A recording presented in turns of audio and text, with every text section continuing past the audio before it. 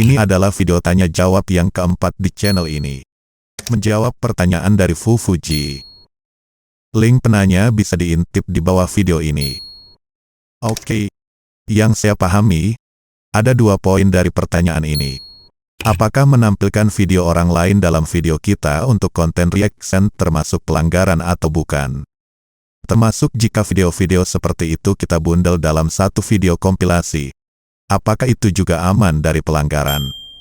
Untuk menjawabnya, kita harus pahami prinsip dasar dari fair use atau penggunaan wajar. Dalam dunia hak cipta, meskipun menayangkan ulang karya orang lain itu dilarang, tapi sampai batas tertentu, tetap ada yang dibolehkan. Artinya bebas dari delik undang-undang hak cipta. Nah, penggunaan yang dimaklumi seperti itu yang disebut dengan istilah fair use. Lalu apa batasannya? Pertama, bukan untuk tujuan komersil. Kita menggunakan ulang karya orang lain bukan untuk cari uang. Di platform manapun itu kita lakukan, biasanya tak masalah. Tapi jika untuk dimonetize, baru jadi masalah. Baru akan terbuka tuntutan dari si pemilik hak cipta. Dan tuntutan mereka akan dilindungi oleh undang-undang. Baik undang-undang resmi negara jika konten itu sudah punya sertifikat haki, maupun term of service dari situs yang mewadahinya jika karya itu tanpa sertifikat haki. Kedua, volumenya sedikit. Misalnya durasinya singkat. Berapa singkatnya? Tidak sama pada setiap konten berhak cipta, tergantung setting atau batas izin dari si pemiliknya. Sejauh pengalaman saya, rata-rata audio atau musik berhak cipta, batas fair use-nya 7 detik. Artinya meskipun sebuah background itu sudah punya lisensi hak cipta, khususnya konten ID YouTube, jika kita gunakan hanya dengan durasi 7 detik, umumnya tidak kena klaim hak cipta. Ketiga, sesuai konteks. Konteks maksudnya, YouTube memaklumi penggunaan karya orang lain jika itu memenuhi dasar pertimbangan tertentu. Misalnya kita menayangkan karya orang lain dengan tujuan edukasi. Berarti yang kita tayangkan dalam video itu, bukan full hanya konten orang lain tanpa tambahan apapun. Tapi konten itu hanya sebagai referensi pendukung, untuk menguatkan apa yang kita sajikan. Ibaratnya sama dengan kutipan dalam dunia tulis-menulis.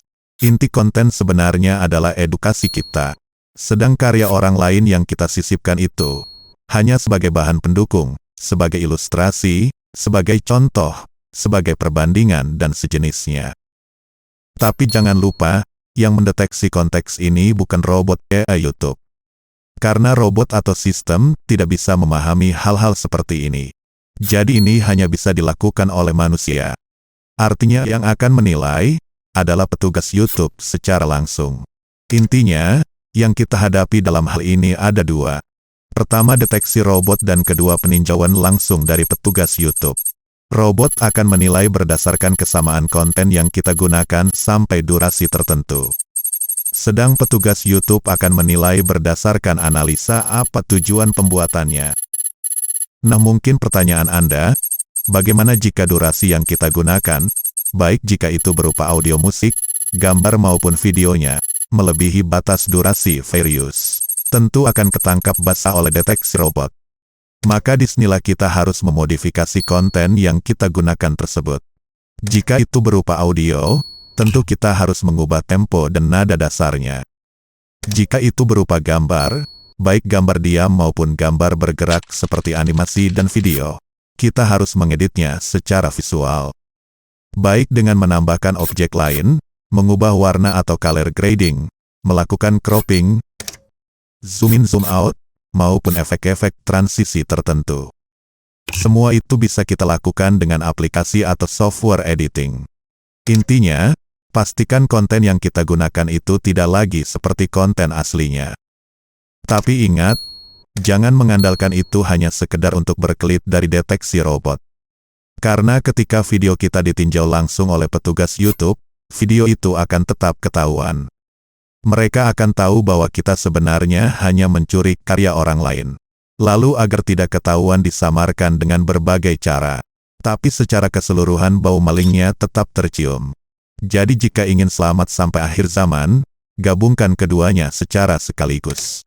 Baik untuk membuat video edukasi, tutorial, hiburan apalagi video reaction. Copy atau gunakan ulang karya orang lain hanya sebagai bahan pendukung. Lalu konten itu jangan ditampilkan secara mentah. Edit agar secara keseluruhan sudah berbeda dari konten aslinya. Jadi dari deteksi robot kita aman, dan dari penilaian petugas YouTube kita juga selamat.